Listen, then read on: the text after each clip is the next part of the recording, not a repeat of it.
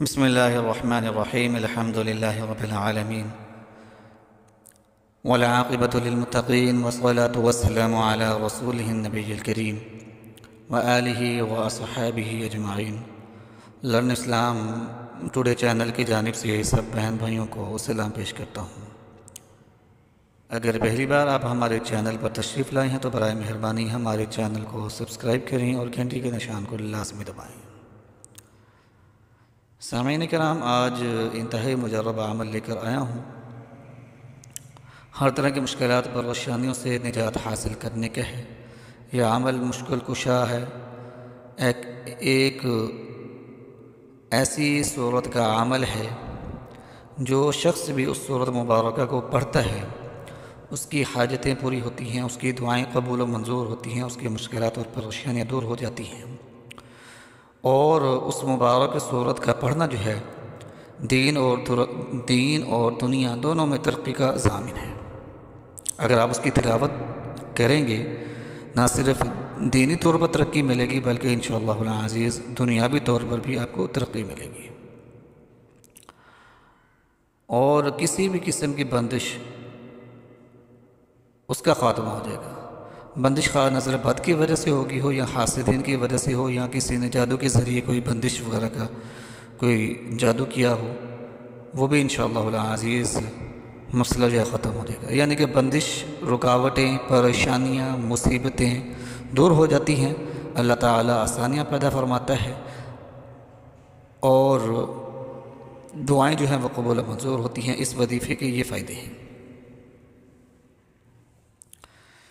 اس وظیفے کو آپ نے بعد نماز عشاء کرنا ہے. عشاء کی نماز سے فارغ ہونے کے بعد آپ نے اول آخر 5 مرتبہ درود پاک پڑھنا ہے، درود ابراہیمی پڑھنا ہے. درود ابراہیمی وہی درود پاک ہے جو ہم اپنی نمازوں میں پڑھتے ہیں.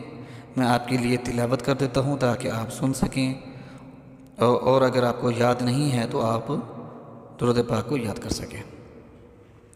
اللہم صلی علی محمد وعلی آل محمد کما صلیت علی ابراہیم وعلی آل ابراہیم انک حمید مجید. اللہم بارک علی محمد وعلی آل محمد کما بارکت علی ابراہیم وعلی آل ابراہیم انک حمید مجید. سامعین کرام، یہ درود پاک آپ نے 5 مرتبہ پڑھنا ہے اول آخر وظیفے کے. درمیان میں سورۃ الکوثر پڑھنی ہے، 40 مرتبہ صرف پڑھنی ہے اور اللہ تعالیٰ کے حاضر دعا کرنی ہے. جب یہ وظیفہ شروع کرنا ہے تو جو بھی آپ کی حاجت ہے اس کو ذہن میں رکھ لینا ہے کہ اللہ تعالیٰ میں رزق میں اضافے کے لیے یہ بابرکت صورت پڑھ رہا ہوں، میرے رزق میں اضافہ فرما دیجیے، برکتیں دے دیجیے، رزق کی غیبی مدد فرما دیجیے، رزق میں وسعت عطا فرما دیجیے.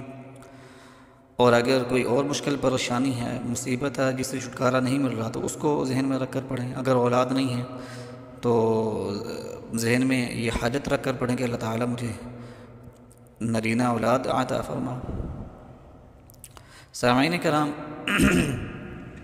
جو شخص بھی اس مبارک صورت کی تلاوت کرتا ہے زندگی اس کے لیے آسان ہو جاتی ہے. تو اس صورت کو جو ہے 40 مرتبہ آپ نے بعد نماز عشاء پڑھنا ہے. اس صورت کو پڑھنے کی عادت اپنا لیں، انشاءاللہ مسئلہ حل ہو جائے گا. 7 روز کا یہ عمل ہے.